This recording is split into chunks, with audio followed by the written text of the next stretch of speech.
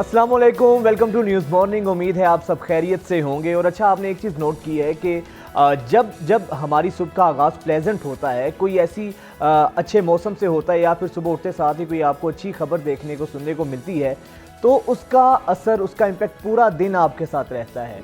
पूरा दिन आपका बड़ा अच्छा गुजरता है, बड़ा प्लेजेंट और खुशगवार गुजरता है। तो ऐसा ही आज हुआ। जब मैं सो के उठा तो जितना ज़बरदस्त और जितना सुहाना मौसम था, हल्की हल्की बूंदाबांदी हो रही थी, ठंडी हवाएं चल रही थी। तो ये जो असर होता है, और ऐसे नहीं कहा गया कि मौसम का जो असर होता है आपके मिजाज पर होता है, आपके मूड पर होता है। अगर मौसम में ज़रा तलखी हो, मौसम गर्म हो, सुबह का आगाज़ आपका अच्छा ना हो, तो पूरा दिन आपका ख़राब गुजरता है। लेकिन जब आपका मौसम जो है सुबह उठते साथ ही सुहाना मौसम आप देखते हैं, तो वो जो आपके एक मिजाज की खुशगवारी होती है ना, जो खूबसूरत आपका मिजाज रहता है, वो देर पा कायम रहकर पूरा दिन आपका अच्छा गुजरता है। तो आज का मौसम कुछ ऐसा ही था। तो मैंने सोचा कि क्यों ना मेरा मिजाज बहुत अच्छा आज के हवाले से हुआ है, आज के मौसम में इतना ज़बरदस्त मूड किया है, तो आप सबकी भी यही कैफियत होगी, ख़ासतौर पे लाहौरियों की। अच्छा, दीगर बहुत ज़बरदस्त आज की सेगमेंट्स हैं, बड़ी ज़बरदस्त की खबरें हैं। पहले हाईलाइट्स की तरफ चलते हैं, हाईलाइट्स के बाद दोबारा से अपने फिर प्रोग्राम का बाकायदा आगाज़ करते हैं। वर्ल्ड कप और एशिया कप का मैदान, शाहीनों का इम्तिहान। बिजली के बिल्स पर सरकार ने सर जोड़ लिए, मगर फैसला फिर भी ना हो सका। पाकिस्तानी मसनूआत की अमेरिका में धूम, सर फखर से बुलंद करेगी अब पाकिस्तानी कौम। इंतखाबात पर कंफ्यूजन बरकरार, सियासी जमातों को भी बयानिए की तलाश। और तस्करा करेंगे खवातीन जराए पेशा अफराद का आसान हदफ आखिर क्यों होती हैं। तो जनाब, ये थी आज की हाइलाइट्स। और सबसे पहले खेल की खबर शामिल करते हैं। हम हमेशा से तहिया करते हैं कि जो जितनी मर्जी बुरी खबरें हैं, जितने मर्जी बुरे हमारे मुआशी हालात हैं, हमारे सियासी हालात हैं, मुल्क के बाकी जो हालात आपके सामने हैं, लेकिन आपकी सुबह का आगाज़ जो है हम चाहते हैं कि अच्छी खबरों से हो। तो इसलिए हमने खेल का जो है ना आगाज़, खेल के आगाज़ से ही हमने प्रोग्राम का आगाज़ किया है। और खेल के हवाले से आपको पता है कि हर मैदान के अंदर पाकिस्तान ने बहुत अच्छी खबरें दी हैं। हमारी जो पाकिस्तान की कौमी टीम है वो वर्ल्ड रैंकिंग में पहले नंबर पर आ चुकी है। फिर हमने दूसरे देखा कि जेवलिन थ्रो में भी हमारे जो खिलाड़ी हैं अरशद नदीम, वो दूसरे नंबर पर आए। इसके अलावा हमारी ब्लाइंड टीम ने भी ज़बरदस्त परफॉर्म किया और टूर्नामेंट में भारत को शिकस्त देकर कामयाबी हासिल की। अब जनाब, वर्ल्ड कप की जो है आमद है, जबकि 2023 के वर्ल्ड कप की जो स्टार नेशन जर्सी है उसकी कल तकरीब रूनुमाई हुई है, जिसमें पीसीबी के जो मैनेजमेंट कमेटी के सरबराह हैं ज़का अशरफ, उन्होंने भी शिरकत की है। और ये जो किट है नई, जो वर्ल्ड कप में पाकिस्तानी खिलाड़ी ज़ेब-ए-तन करेंगे, मुझे तो ज़ाती तौर पे बहुत पसंद आई है। उसका कलर जो कॉम्बिनेशन है, ये देखें जी, ये स्टार नेशन जर्सी की तकरीब रूनुमाई हुई है और बड़ा एट्रैक्टिव सा कलर है। पाकिस्तानी परचम इसमें नुमाया दिखाई दे रहा है और वर्ल्ड कप का लोगो भी इस किट में मौजूद है। तो बड़ी ज़बरदस्त और शानदार सी ये किट रही है और यकीनन आपकी जो ज़ाहिरी वज़ाकता होती है वो आपके कॉन्फिडेंस में मज़ीद इजाफा करती है। तो डायरेक्टर कमर्शियल जो पीसीबी है, उन्होंने कहा है कि जो किट है हर पाकिस्तानी में फ़ख्र का एहसास पैदा करेगी। उन्होंने कहा है कि ये स्टार नेशन जर्सी सिर्फ एक यूनिफॉर्म नहीं है, बल्कि इस पर कामयाबियाँ, कुर्बानियाँ और कहानियाँ नुमायाँ हैं और हर पाकिस्तानी में ये फ़ख्र का एहसास पैदा करेगी। तो क्यों भी जनाब, होना भी चाहिए फ़ख्र का एहसास। और इस तरह से ये खूबसूरत किट जब हमारे खिलाड़ी ज़ेब-ए-तन करके मैदान में उतरेंगे, और इंशाल्लाह बहुत सी दुआएं पूरी कौम की हमारी टीम के साथ हैं। जिस तरह अब तक पाकिस्तानी टीम ने परफॉर्म किया है, आइंदा भी परफॉर्म करती रहेगी। और एशिया कप ने ना सिर्फ हमारी टीम कामयाबी की फतह के झंडे गाड़े, बल्कि वर्ल्ड कप में भी पाकिस्तानी टीम इंशाल्लाह हमारा नाम रोशन करेगी। तो जनाब, दूसरी चीज़, फिर कल यानी कि 30 अगस्त को शुरू होने वाले एशिया कप से कबल पाकिस्तानी टीम को जो बड़ी खुशखबरी मिली है, पूरी कौम इस पर खुशी से निहाल है। पाकिस्तानी टीम का मोराल अप है। वर्ल्ड रैंकिंग में जनाब अफ़गानिस्तान को वाइट वॉश करने के बाद अब पाकिस्तानी टीम 3-0 से पहले नंबर पर मौजूद है वर्ल्ड रैंकिंग में। और ये जो वर्ल्ड रैंकिंग है, इससे ना सिर्फ खिलाड़ियों का मोराल बुलंद होगा, बल्कि इसके साथ साथ जो हमारी खेल की कारकर्दगी है उसमें भी मज़ीद बेहतरी देखने को मिलेगी। खिलाड़ी बहुत पुरजोश हैं, पूरी टीम बहुत पुरएतमाद है कि वर्ल्ड रैंकिंग में हम मौजूद हैं। अब देखना यह है कि जो फतूहात का ये सिलसिला है और पाकिस्तानी टीम का वर्ल्ड रैंकिंग में पहले नंबर पर आना पाकिस्तान को आगे कितना मददगार साबित होगा? पाकिस्तानी टीम के मोराल को बुलंद करने में इसका कितना अहम काम होगा, कितना अहम इसका किरदार होगा? इसी पर बात करने के लिए सीनियर स्पोर्ट्स तज्जियाकार अब्दुल माजिद भट्टी साहब हमारे साथ मौजूद हैं। बहुत शुक्रिया Abdul Majid Bhatti sahab, welcome to news morning. Sir बताइएगा, एशिया कप से पहले, वर्ल्ड कप से पहले ही पाकिस्तानी टीम वर्ल्ड रैंकिंग में पहले नंबर पर आ गई है। आप समझते हैं इससे टीम का मोराल बुलंद होगा? ये हमारे लिए आगे मैचेस में खेलने के लिए बहुत ज़्यादा मददगार साबित होगा? जी, बहुत शुक्रिया आपका भी। आपने सुबह सुबह मधु किया, और आपको पता है कि इस वक्त हमारी कौम जो है वो एक अजीब व गरीब इस्तराब में है। सुबह से रात गए तक जब आप टेलीविजन न्यूज़ चैनल देखें तो महंगाई का चर्चा, बिजली के बिलों के मसाइल, एक पूरी कौम एक अजीब व गरीब मुश्किलात से दोचार है। ऐसे में क्रिकेट टीम की तरफ से एक अच्छी खबर आना, मेरा ख्याल थोड़ी सी इस मुश्किल टाइम पे कौम की मुस्कुराहट वापस आ रही है। लेकिन इसमें कोई शक नहीं कि पाकिस्तान का नंबर 1 आना पूरी कौम के लिए बाइसे फख्र है। लेकिन अब खिलाड़ियों के लिए दोहरी जिम्मेदारी है। नंबर 1 तो वो बन गए, लेकिन अब तवक्कुआत बहुत ज्यादा बढ़ गई हैं। एशिया कप में 2 तारीख को भारत के खिलाफ मैच है, सैटरडे को लोग उस मैच में पाकिस्तान टीम को फाते देखना चाहते हैं। फिर पाकिस्तानी कौम चाहती है कि एशिया कप की ट्रॉफी जो है वो पाकिस्तान आए। फिर सबसे बढ़कर आपने वर्ल्ड कप की जर्सी का तस्करा किया। देखिए, 92 वर्ल्ड कप की जो किट है वो आज भी लोगों को जहनों में नक्श हो गई है, इसलिए कि मैं अपनी बात करूं, मैंने सैकड़ों दफा वर्ल्ड कप के मैचेस टेलीविजन पर देखे। वो इसलिए कि बड़े एक यादगार मैचेस थे। पाकिस्तान ने वर्ल्ड कप जीता, इसलिए वो आज भी किट पाकिस्तान को अच्छी लगती है। अल्लाह करे इस बार तो इंडिया में वर्ल्ड कप हो रहा है, एशियन कंडीशंस में हमने वर्ल्ड कप खेलना है, तो ये किट उसी वक्त हमें एक अच्छा एहसास देगी। अगर पाकिस्तानी टीम हमें ग्राउंड से अच्छी खबरें देगी तो आप देखिएगा कि ये स्टार तो बहरहाल एक पाकिस्तान टीम की किट की खूबसूरती में इजाफा करता है, लेकिन पाकिस्तान टीम की कारकर्दगी जो है वो मैटर करती है वर्ल्ड कप और एशिया कप में। बिल्कुल, आपने सही कहा। अच्छा भट्टी साहब, ये बताइएगा कि कारकर्दगी की आपने बात की है, ठीक है, हमने अफगानिस्तान को वाइट वॉश किया है, श्रीलंका को शिकस्त दी है, लेकिन सर बैटिंग हमारी कुछ ज़रा कारकर्दगी उसकी इतनी अच्छी नहीं रही। ख़ास तौर पे बाबर आजम की बात करें, रिजवान की बात करें, बैटिंग लाइन को किस निगाह से आप देखते हैं? क्या आपका ख्याल है कोई थोड़ी बहुत चेंजिंग होनी चाहिए? किस तरह हम अपनी बैटिंग को इम्प्रूव कर सकते हैं? देखिए, इस वक्त जो पूरी दुनिया बात कर रही है वो पाकिस्तान की फास्ट बॉलिंग की बात कर रही है। शाहीन शाह अफरीदी, नसीम शाह, हारिस रऊफ, मोहम्मद वसीम जूनियर, फ़हीम अशरफ, कहा ही जा रहा है कि पाकिस्तान की जो फास्ट बॉलिंग है इस वक्त दुनिया में सबसे मजबूत और मुश्किल फास्ट बॉलिंग है, जिसका सामना करने से कोई शक नहीं, बड़े कोई शक नहीं, बिल्कुल। फिर जो रिसेंटली हमने श्रीलंका की टेस्ट सीरीज में देखा, अभी अफगानिस्तान की सीरीज में देखा, पाकिस्तान की फील्डिंग में गैर मामूली हमने तब्दीली देखी है। लेकिन बैटिंग जो है, बिल्कुल आपने सही पॉइंट रेज किया कि हमारी जो बैटिंग है उसमें थोड़ी सी हमें बाबर आजम तो चले अभी पहले मैच में 0 पर आउट हुए, अगले 2 मैचेस में उन्होंने 50 की, आखिरी मैच में मोहम्मद रिजवान ने भी निस्फ सेंचुरी बनाई। लेकिन जो मिडिल ओवर्स हैं जहां पर खास तौर पर ओवर्स खत्म हो रहे होते हैं, सलमान अली आगा और इफ्तिखार अहमद, शादाब खान, ये जहां पर बैटिंग के लिए आते हैं वहां पर थोड़ा सा हमें कॉन्फिडेंस की कमी नजर आ रही है। ये मेरी जाती राय है, हो सकता है कि लोग उससे इत्तेफाक ना करें कि सलमान अली आगा और इफ्तिखार अहमद एक ही तरह के बैट्समैन हैं। अगर सऊद शकील, जिन्होंने भी अफगानिस्तान का तीसरा मैच खेला था, 6-7 रन बनाकर वो रन आउट हो गए क्योंकि वो स्पिनर्स को अच्छा खेलते हैं। अभी हमने सऊद शकील के जौहर जो है वो टेस्ट क्रिकेट में देखें, तो सऊद शकील को अगर मिडिल ऑर्डर में ट्राई किया जाए, अब कल जिस तरह पाकिस्तान और नेपाल का मैच है, तो मेरा ख्याल में सऊद शकील हमारी मिडिल ऑर्डर बैटिंग को सहारा देने के लिए। अच्छा भट्टी साहब, आपने बिल्कुल, मैं यही सवाल आपसे करना चाह रहा था। जिस तरह सऊद शकील ने गैर मामूली कारकर्दगी दिखाई टेस्ट मैच में, अब एशिया कप में तो वो जगह बनाने में कामयाब हुए हैं और उनकी बड़ी ज़बरदस्त कारकर्दगी रही है।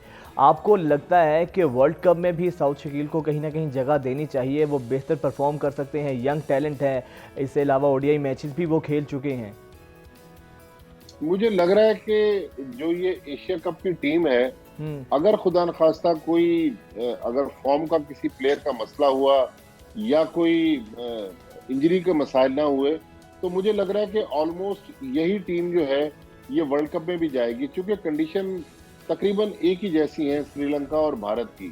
तो मुझे लग रहा है कि शायद देखें, हसन अली एक ऐसे प्लेयर थे जो बाहर थे, लेकिन हसन अली की उंगली पर गेंद लग गई है, वो इंजर्ड है। रिसेंटली शायद उनका कोई छोटा मोटा ऑपरेशन भी उंगली का हुआ है, लंका प्रीमियर लीग में जख्मी हुए थे। तो मुझे लग रहा है कि यही जो 16-17 प्लेयर हैं यही वर्ल्ड कप के लिए जाएंगे। बल्कि मैं आपके जो देखने वाले और सुनने वाले हैं उनको एक छोटी सी चीज शेयर कर दूं कि चीफ सेलेक्टर इंजमामुल हक आज मुल्तान जा रहे हैं, और बाबर आजम, मिकी आर्थर और ग्रांट ब्रैडबर्न जो पाकिस्तान टीम के हेड कोच हैं, उनसे इंजमाम की मीटिंग है। तो आज चीफ सेलेक्टर टीम मैनेजमेंट के साथ मिलकर वर्ल्ड कप स्क्वाड भी फाइनल करने वाले। हो सकता है कि अनाउंसमेंट एक आध दिन बाद हो, लेकिन आज या कल जब ये बैठेंगे सारे लोग, तो वर्ल्ड कप के पाकिस्तान के जो 15-16 खिलाड़ी हैं वो भी टीम मैनेजमेंट फाइनल कर देगी। अच्छा भट्टी साहब, वर्ल्ड कप बहुत गैर मामूली सा हो रहा है। एक तो सबसे अहम चीज़ इसकी ये है कि वर्ल्ड कप भारत में हो रहा है, फिर अहमदाबाद में पाकिस्तान और भारत का मैच होगा, सबसे बड़ा स्टेडियम वो है, आपको पता है कि वहाँ का क्राउड कैसा होता है। तो ज़ाहिर बात है बड़ा एक नफ्स का मुकाबला होगा, आसाब शिकन मुकाबला होगा, और जो हमारे तमाम तर खिलाड़ी हैं ये सब पहली बार भारत के अंदर भारत के साथ मद्दे मुकाबिल होंगे। ये जो नफ्स की गेम है, साइकोलॉजिकली कैसे हमें डील करना होगा, किस तरीके से हम इस पर काबू पा सकते हैं? देखिए, क्रिकेट तो खेल ही आसाब का है कि वही लोग कामयाब होते हैं जो मजबूत आसाब के मालिक होते हैं। आप अगर कहीं से गुजर रहे हैं और आपको ये अंदाजा हो जाए कि 2-3 लोग आपको देख रहे हैं, तो एकदम से इंसान की चलते चलते चाल जो है चेंज हो जाती है, कॉन्फिडेंस शेक हो जाता है। जी, मजबूत आसाब के मालिक होते हैं। इसलिए आप देखें कि 50,000 या लाख का मजमा जो है इनको कुछ नहीं कर सकता। मुझे याद है, मैं मौजूद था 2005 में। एक आपसे सुबह का टाइम है, चूंकि पाकिस्तान की एक खुशगवार सुबह है, तो मैं चाह रहा हूँ कि एक अच्छी याद आपसे शेयर कर दूं। 2005 में पाकिस्तान टीम इंडिया का टूर कर रही थी। इंजमामुल हक पाकिस्तान के कप्तान थे। अहमदाबाद में मैच था और नरेंद्र मोदी उस वक्त गुजरात के वजीर आजम थे और वजीर आला थे। तो जी, तो आखिरी गेंद पर 4 रन चाहिए थे सचिन तेंदुलकर को।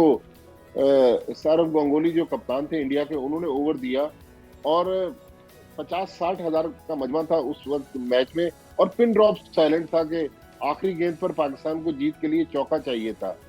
इंजमाम ने, मुझे आज भी वो लम्हा मेरी नजरों से लग रहा कि अभी कल की बात है, इंजमाम ने बस ऐसे ही पुश किया है गेंद को, और यकीन करें इतना बड़ा कवर और एक्स्ट्रा कवर के दरमियान गैप था कि गेंद जो थी वो बाउंड्री लाइन क्रॉस कर गई और पाकिस्तान ने मैच जीत लिया।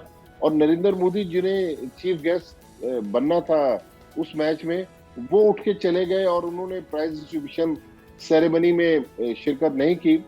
लेकिन जाहिर है एज ए पाकिस्तानी हम लोग भी उस अंदाज में उस जीत को सेलिब्रेट नहीं कर सकते थे, क्योंकि वो ये जो 50-60 हजार का मजमा था, उनको पता चल जाता कि भाई ये चंद पाकिस्तानी जो है ये जीत का जश्न मना रहे हैं, तो हम मुश्किल में आ सकते थे। लेकिन पाकिस्तान ने वो मैच जीता। फिर मैंने 2012-13 में भी एक T20 मैच, वो पाकिस्तान की टीम मैच हार गई थी इंडिया से, उस वक्त भी बहुत बड़ा मजमा था। लेकिन उसके बाद उस स्टेडियम को गिराकर ये नया स्टेडियम उसी जगह पर तामीर किया गया। इस स्टेडियम में मेरा जाना नहीं हुआ, लेकिन मेरी ख्वाहिश है कि जब 14 अक्टूबर को पाकिस्तान और इंडिया की टीमें मद्दे मुकाबिल हों और पाकिस्तान अहमदाबाद में मैच जीत जाए, तो आप देखिएगा कि उसके बाद ये कौम इस टीम को शायद सर, ये सिर्फ आपकी ख्वाहिश नहीं है, हम सबकी ख्वाहिश है, बल्कि हमारा तो इरादा भी है। कोई सबब ऐसा बने, अगर भारत वीज़ा देता है, कोई मैच हमें बज़ाहिर खुद उसका मुशाहिदा, इस तारीखी मैच का हमें इसका मुशाहिदा करने का मौका मिले।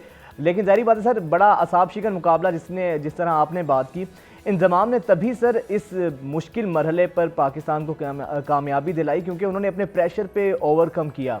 अब भट्टी साहब ये बताइएगा कि भारत के साथ मैच होगा, ये तो ठीक है, हल्की टीमें थी, श्रीलंका की बात करें, अफगानिस्तान की, अब भारत के साथ जब मुकाबला होगा उसके लिए हमें किस तरह खुद को प्रिपेयर करना होगा, किस तरह खुद को तैयार करना होगा, स्ट्रेटजी हमारी क्या होनी चाहिए? देखिए, भारत के मैच से पहले पाकिस्तान की टीम वर्ल्ड कप के 2 मजीद मैचेस खेलेगी। एक मैच तो पाकिस्तान को गालिबन 5 या 6 अक्टूबर को नेदरलैंड के खिलाफ हैदराबाद दक्कन में खेलना है। फिर श्रीलंका के खिलाफ वो मैच भी हैदराबाद में है। उसके बाद फिर पाकिस्तान की टीम 2 मैच खेलने के बाद तीसरा मैच खेलने 14 तारीख को अहमदाबाद में ये मैच खेलेगी। तो अगर पाकिस्तान इब्तदाई 2 मैच जीत जाए और अच्छे कॉन्फिडेंस के साथ तीसरे मैच में उतरे, तो मेरे ख्याल में इस पाकिस्तान की टीम में जिसकी कप्तानी बाबर आजम कर रही है, आज देखें कि आज इंडिया के बड़े बड़े जो एक्सपर्ट्स हैं वो भी पाकिस्तान टीम को नफसियाती तौर पर ये कह रहे हैं कि ये पाकिस्तान की टीम भारत से ज्यादा मजबूत है। और मैं हैरान हूं कि इस वक्त भारत की जिस तरह की सिलेक्शन हुई है, अक्षर पटेल और रविंद्र जडेजा 2 एक तरह के स्पिनर टीम में डाल दिए गए। फिर चाहल जिनको टीम में होना चाहिए था, वो राइट आर्म लेग स्पिनर है, उनको टीम में शामिल नहीं किया गया। तो इंडिया इंटरनल मसाइल से इंडियन टीम 2-4 है। और फिर रोहित शर्मा और विराट कोहली के बारे में इंडियन मीडिया ये भी रिपोर्ट कर रहा है कि दोनों के रिलेशन अच्छे नहीं है। तो मेरा ख्याल में ये सारी चीजें जो है ये पाकिस्तान के फेवर में जाती हैं। तो मुझे उम्मीद है अहमदाबाद में एटलीस्ट पाकिस्तान, पहली तो हमारी ख्वाहिश है कि पाकिस्तान भारत को भारत में हराए। बिल्कुल सर, ये चीज़ें पाकिस्तान की फेवर में जाती हैं और अब खिलाड़ियों पे डिपेंड करता है कि किस तरह मैदान में उतर के इन तमाम सब चीज़ों को टैकल करते हैं। एशिया कप उससे पहले है और 2 सितंबर को ये बताइएगा लास्टली भट्टी साहब, पाकिस्तान और भारत का श्रीलंका में मैच हो रहा है। इस मैच के हवाले से क्या हिकमत अमली हमारी होगी? जो टीम कॉम्बिनेशन दिया गया है क्या वो आइडियल है हमारी टीम क्या भारत के खिलाफ मुकाबले के लिए?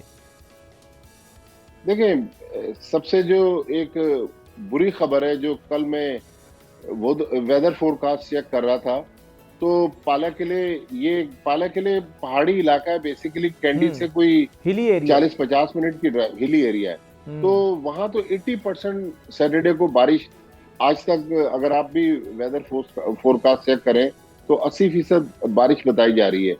लेकिन मेरा ख्याल में पाकिस्तान की ये टीम, जिसने इंडियन टीम को T20 वर्ल्ड कप जब दुबई में हुआ 10 विकेटों से हराया, मेरे ख्याल में पाकिस्तान अगर अपने टैलेंट के मुताबिक, अपने सलाहियत के मुताबिक खेले तो सैटरडे जो है वो पाकिस्तान की जीत का दिन हो सकता है। और फिर संडे को मैं और आप दोनों, और बल्कि पूरी पाकिस्तान की 24 करोड़ कौम जो है वो जीत का जश्न मना रहे होंगे और संडे को एंजॉय कर रहे होंगे। अल्लाह करे सर, आपकी ज़बान मुबारक हो, ऐसा ही हो। और यकीनन दोनों तरफ से टीमें घर से खेलने के लिए निकली हैं, खेलेगा और जीतेगा तो वही जो बेहतर कारकर्दगी का मुजाहिरा करे। बहुत शुक्रिया अब्दुल माजिद भट्टी साहब आपके वक्त का। नाज़रीन, हमारी दीगर अहम सेगमेंट्स हैं वो भी इस प्रोग्राम का हिस्सा होंगे। ब्रेक लेते हैं, ब्रेक के बाद आपसे मिलते हैं। नाज़रीन, मौजूदा हालात में हर शख्स सिर्फ एक ही परेशानी में मुब्तला है, एक ही टेंशन उसको खाई जा रही है कि इस महीने का बिजली का बिल उसका कितना आएगा। और ये वजह भी है क्योंकि अभी से जितने जितने बिजली के बिल्स आ रहे हैं और जितनी जितनी भारी भरकम यूनिट्स के साथ नए नए टैक्सेस लगाकर बिजली के बिल्स दिए जा रहे हैं, बिजली के यूनिट्स इतने नहीं हैं, उन यूनिट्स का इतना बिल नहीं है जितने उन पर टैक्सेस लगाए गए हैं। कभी पता नहीं रेडियो का टैक्स, पीटीवी का टैक्स, सरचार्ज के नाम पर और क्या कुछ टैक्सेस लगाए गए हैं। तो गरीब आदमी का तो बिल्कुल सब्र का पैमाना लबरेज हो चुका है।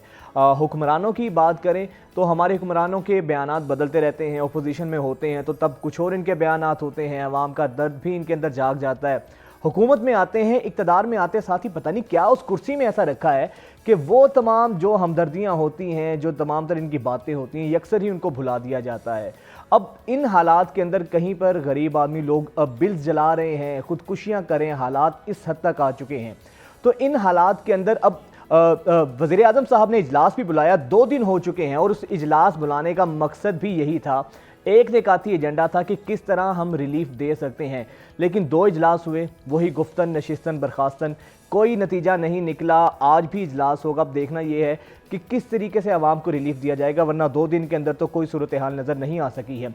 इन हालात में जो सेनेटर मुश्ताक खान साहब हैं जमात इस्लामी के, उन्होंने एक बड़ी अलार्मिंग सी बात की है। उन्होंने कहा है कि अगले महीने 90 रुपए फी यूनिट तक बिजली का बिल जा सकता है। अब ये सुन के तो हमारे भी कानों से धुएं निकलने लग गए हैं, तो फिर हालात क्या होंगे?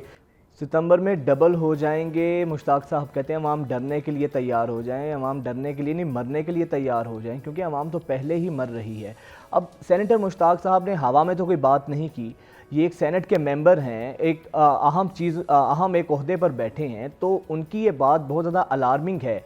अच्छा, शहबाज शरीफ साहब जैसे ही हुकूमत से उतरते हैं तो बहुत इनके अंदर आवाम का एक दर्द जाग उठता है और बहुत ज़्यादा इनको महसूस होता है कि वाकई महंगाई तो बहुत ज़्यादा है। इक़्तिदार में आते हैं तो शायद ये भूल जाते हैं। अच्छा, इक़्तिदार से पहले जब इक़्तिदार में थे शहबाज शरीफ साहब, तब क्या कहते थे, और अब इक़्तिदार जब रुखसत हुआ है, अब जब ये इक़्तिदार से बाहर निकले हैं, अब मौसूफ का क्या फरमाना है, आप भी मुलाजा कीजिए। समझते हैं कि इंतखाबात के करीब अपना कुछ पैसा जो रुपए प्रिंट कराकर छाप कर वो बिजली के जो अजाब है सरको डेट 400 अरब रुपए का वो हल कर लेंगे तो अवाम वो जो इनकी तरफ से मेहरबानी है इनके मुंह पर मारेंगे। शमसी तवानाई से और विंड प्रोजेक्ट जो हैं, जो पन बिजली के मंसूबे जो हैं, ये हैं जिससे कि पाकिस्तान की तरक्की और खुशहाली आगे बढ़ेगी। 1250 मेगावाट का वो मंसूबा 4 साल हो गए बंद पड़ा है, वो नहीं चल सका, बंद पड़ा नहीं चल सका, अभी तक मुकम्मल नहीं हुआ, उसकी कमीशनिंग नहीं हुई, उसकी फाइनेंशियल क्लोज था वो भी नहीं हो सका। यानी अंदाजा करें, और अरबों रुपए का यह मंसूबा, यानी 100 अरब से ज्यादा इसकी कीमत है, वो बंद पड़ा हुआ, ओवरहेड्स लग रहे हैं और चार्जेस लग रहे हैं, फिक्स चार्जेस, बिजली नहीं पैदा कर सका। क्योंकि ये हुकूमत जो अब चली गई है अपना वोट ऑफ नो कानून की वजह से, वो ना उनकी कोई तवज्जो थी ना उनके जो हवारी थे उनकी तवज्जो थी। आज रात के 12 बजे हमारी टर्म खत्म हो जाएगी, तो कल अगर लोड शेडिंग होती तो मुझे आप जिम्मेदार नहीं ठहराएंगे। शहबाज शरीफ साहब की गुफ्तगू भी आपने मुलाहिजा की, वही इल्ज़ाम दर इल्ज़ाम की सियासत है, अपनी नाकामियों का मलबा पिछली हुकूमतों पर डालना और ख़ुद को बड़ा अपने आप को साफ साबित करना। तो यही हमारे सियासतदानों का रविश और वतीरा रहा है। मरियम नवाज साहिबा वो क्या फरमाती हैं, आप वो भी देखिए ज़रा। वोट मांगे ना तो उसको अंदर से बिजली का बिल लाके दिखाना, कहना ये लो अपना वोट, और फिर उसको गैस का बिल लाके दिखाना, कहना ये लो झूठो अपना वोट, फिर उसको पेट्रोल की और डीजल की पर्चियां दिखाना और कहना झूठो बेईमानो ये लो अपना वोट। अच्छा, बिजली की कितनी कीमतें बढ़ी हैं, बिल बढ़े हैं ना, बिल इसलिए बढ़े हैं कि विचों खाई जाओ ते उत्तो रौला पाई जाओ। गरीब का पंखा भी चलेगा, लाइट भी जलेगी और मैंने सुना है फ्रिज भी चलेगा, लेकिन महीने का बिल नहीं आएगा इंशाअल्लाह ताला। और ये मुस्लिम लीग नून ने ऐसे वक्त में किया जबकि खजाने में पैसे नहीं है, खजाना सारा मनी गाला वाले खा गए, लूट गए। देखो, कभी 75 साल में ऐसा हुआ कि आप घर में बिजली इस्तेमाल करो और महीने के बाद आपको बिल ना आए, कभी ऐसा हुआ? तो ये कोई एहसान नहीं है, मेरा बस चले तो सारा कुछ लाकर आपके कदमों में डाल दूं। हमजा ने कहा कि जो 100 यूनिट से कम इस्तेमाल करता है उसको आइंदा बिजली का बिल नहीं आएगा, और जब वो दफ्तर जाएगा बिल लेने के लिए तो चीचा वतनी वालों उसके बिल पर लिखा होगा कि आपका बिल हुकूमत पंजाब ने अदा कर दिया है।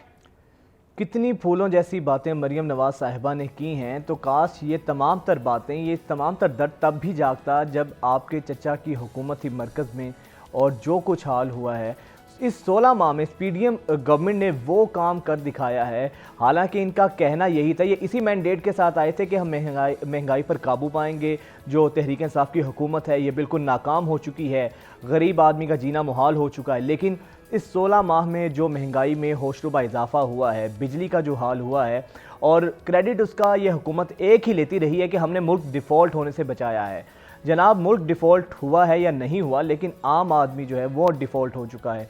इसी तमाम तर हालात पर बात करने के लिए माहिर मईशत डॉक्टर कैस असलम साहब हमारे साथ मौजूद हैं। सर बहुत शुक्रिया, welcome to news morning. Doctor sahab, sir बताइएगा, हर शख्स बिजली के बिल से परेशान है, और जिस तरह अभी सेनेटर मुश्ताक साहब ने जिस खदशे का इजहार किया है कि अगले माह 90 रुपये फ़ी यूनिट तक बिजली जा सकती है। सर आपकी तो मईशत पर बहुत गहरी नज़र है, आपको भी इस बात से इत्तफाक है मुश्ताक साहब की कि वाकई ऐसा हो सकता है?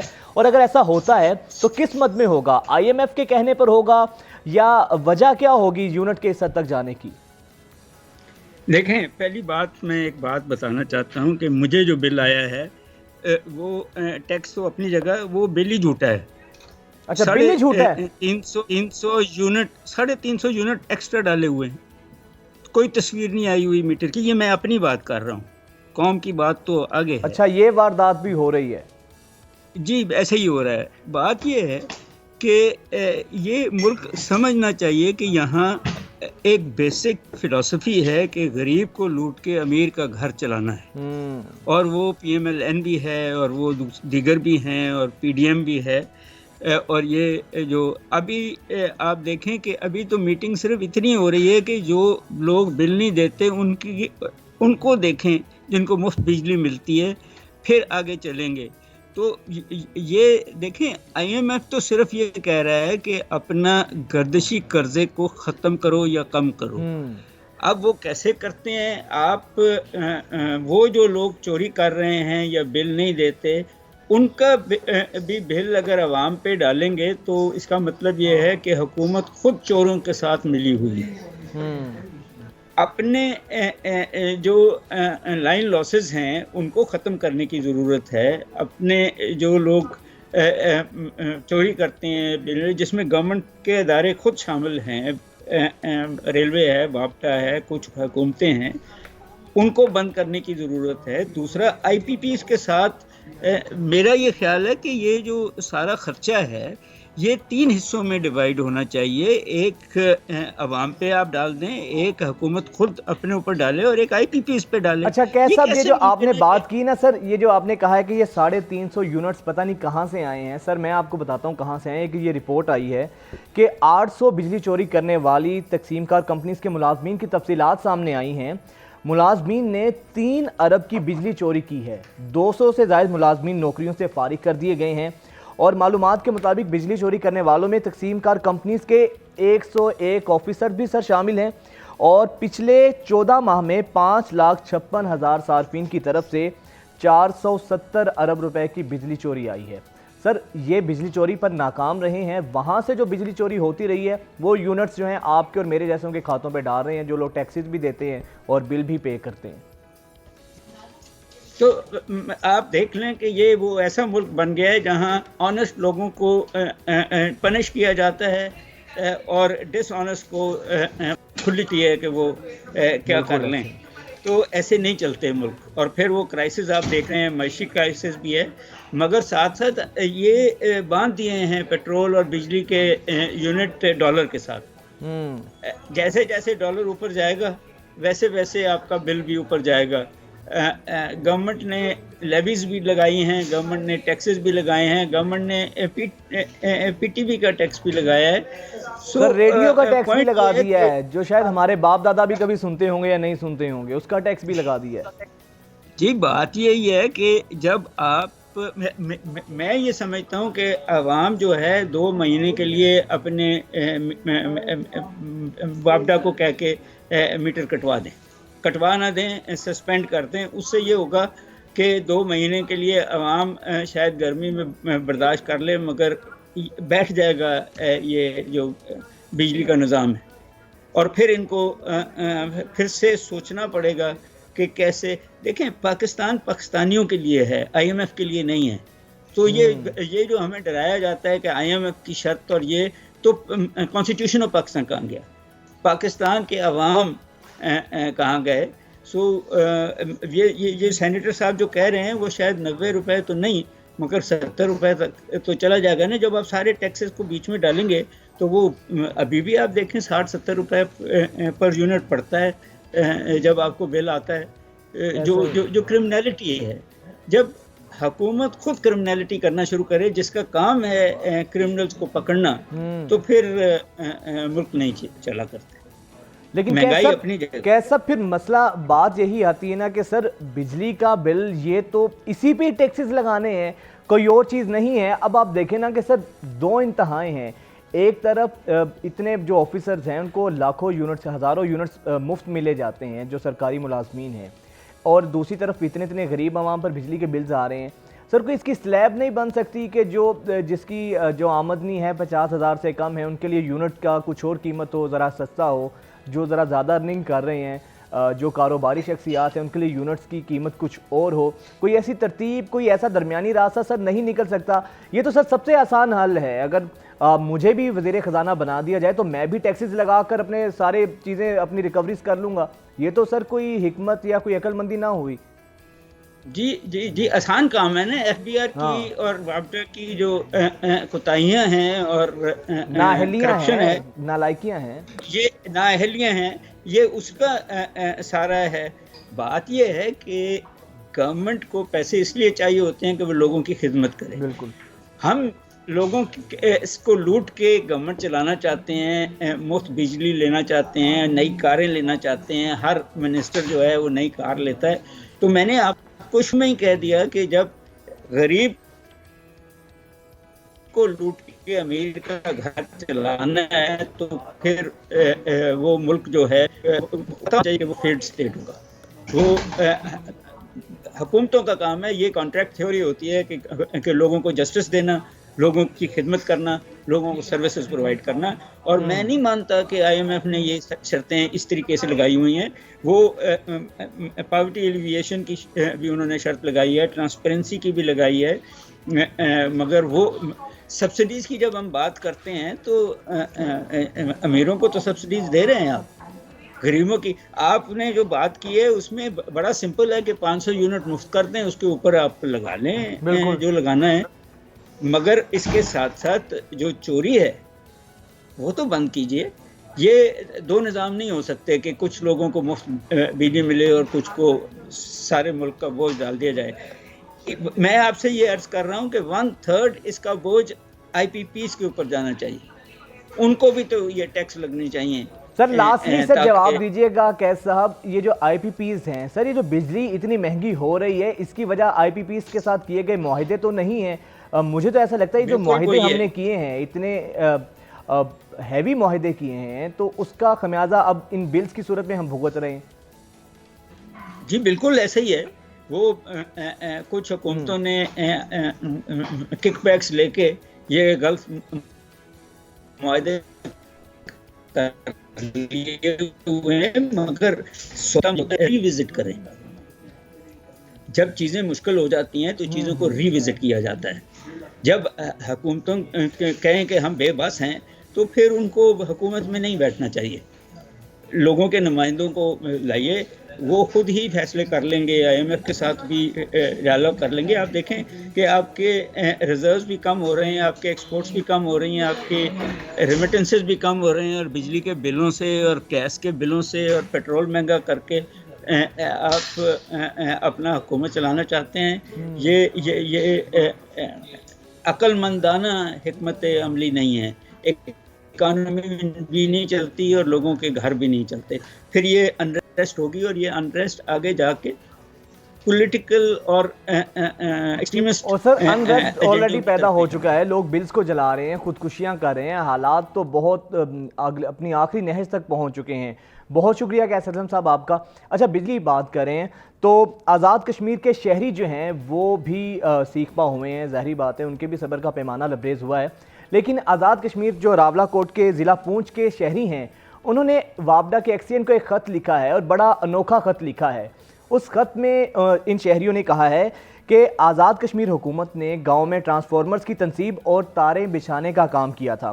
जिसका अरादी मालिकान को कोई भी मुआवजा नहीं दिया गया और इन तनसीबात के लिए 42 बरसों में लाख रुपए के दरख्त भी 42 लाख रुपए के दरख्त काटे गए हैं और हमें उसका नुकसान भी हुआ है। और उन्होंने कहा है कि जबकि मोबाइल कंपनीज जहां अपने खंबे नस्ब करती हैं वो मुआहिदा करके ज़मीन मालिक को माहाना किराया भी देती हैं, इस सब के बावजूद हमें बिजली के इतने बिल्स आ रहे हैं और मीटर तक का किराया भी वसूल किया जाने लगा है और जबकि बेजा टैक्सेस की भरमार है। इसके साथ साथ उन शहरियों ने ख़त में लिखा है कि कश्मीर के जो रिहायशी हैं वो हाइड्रल बिजली इस्तेमाल करते हैं लेकिन फिर भी उनसे फ्यूल प्राइस एडजस्टमेंट की मद में टैक्सेस लिए जाते हैं। तो आज़ाद कश्मीर के अब शहरियों ने कहा है कि ये बिजली के बिल्स हमारे लिए तो अफोर्डेबल नहीं हैं, तो लिहाजा हमारी ज़मीनों पर ये जो आपने बिजली के पोल्स, खंबे और ये जो तारें लगाई हैं ये उतार लें। 1 माह का आपको टाइम देते हैं, अगर ये आप नहीं उतारेंगे तो अगले माह से हम बिजली का बिल नहीं देंगे, या तो उनका हमें किराया दें वरना इनको उतारें और अगले माह से हम बिजली का बिल नहीं देंगे। और मेरा ख्याल है बड़ी वैलिड जस्टिफाइड किस्म का उनका ख़त है। और ये नौबत, असल चीज़ ये है कि ये नौबत आखिर आई क्यों है। एक जानिब आप इतने भारी भरकम टैक्सेस लगा रहे हैं, एक जानिब आप आवाम के ऊपर टैक्सेस पे टैक्सेस लगा रहे हैं और दूसरी जानिब उन्हीं की ज़मीनों पर आप ये तमाम तर चीज़ें कर रहे हैं और उनको पैसे देने की बजाय उल्टा इतने भारी भरकम बिल्स भेजेंगे, उनको देंगे, तो फिर ज़ाहिर बात है आवाम ने तो आखिर फटना ही है। और ये सूरत हाल आपके और हमारे सामने है। खैर, महंगाई का मजीद रोना भी रोएंगे। हाजिर होते हैं एक ब्रेक के बाद।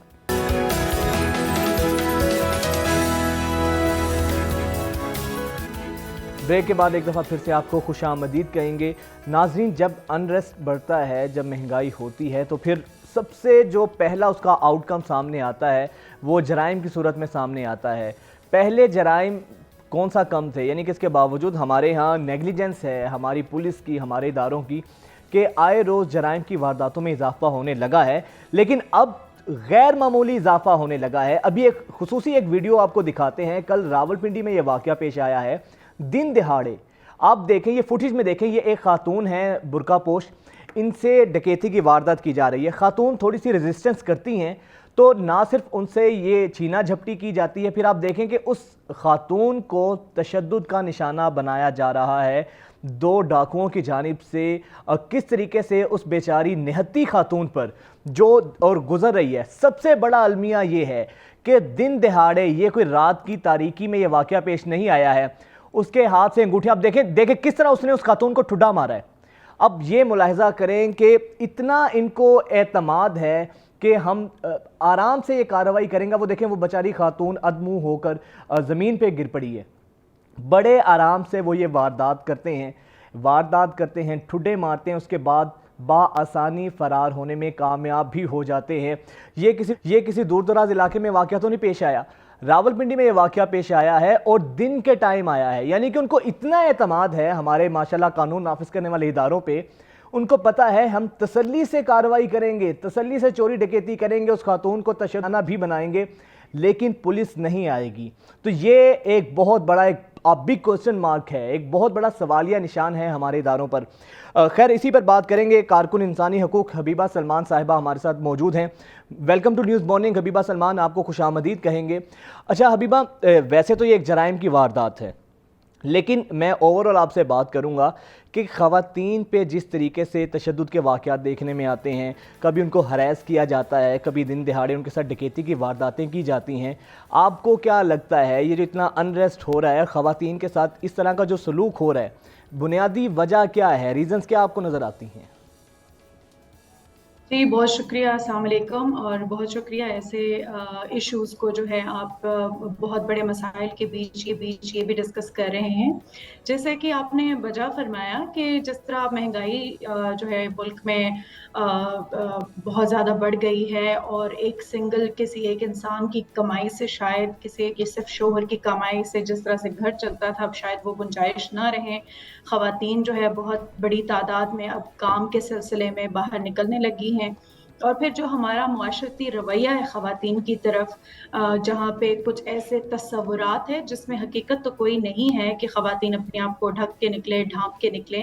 और आप इस वीडियो में भी देखकर स्टिल जो है उसको वही टुड्डे, वही हरासमेंट, वही जो है तशद्दुद की किसी की हिम्मत हो रही है कि आपको हाथ लगाएं।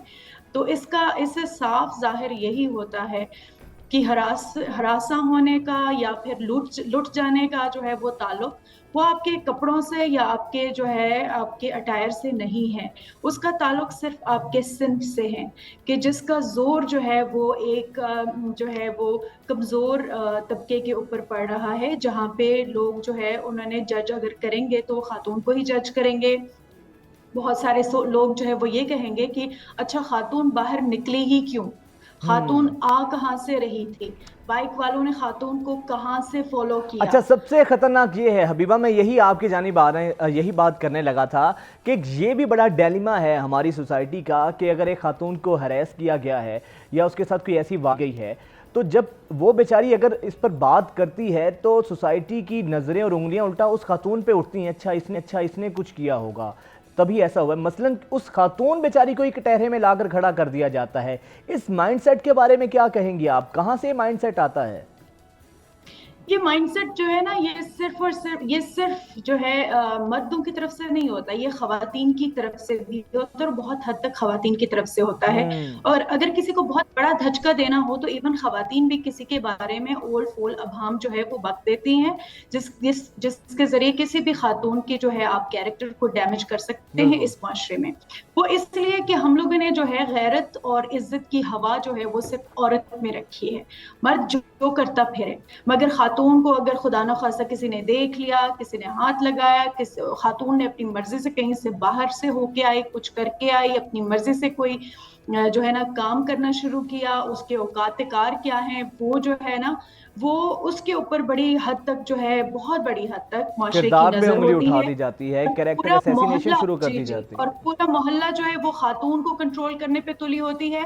क्योंकि इसके पीछे ये राज पिन्हा है कि खातून से जब आप शादी करते हैं तो फिर वो जो जायदाद या जागीर जो मर्द अपने जदी पुश्ती वो जो है ना अपने नाम लेके आता है बाय बर्थ, वो उसके खास उसी की औलाद की होती है। तो खातून के अंदर इज्जत गैरत के नाम पे जो है ना मर्दों का ये एक अपना इंटरेस्ट है कि खातून उनके अलावा किसी और से जो है ना कहीं और से कुछ इसको हो ना जाए और फिर उसको कुछ कह दे, उसको कोई गाली दे, उसको कुछ और कहे, तो खातून से ज्यादा जो है वो खानदान को जो है इसका बहुत ज्यादा नुकसान देखना पड़ता है।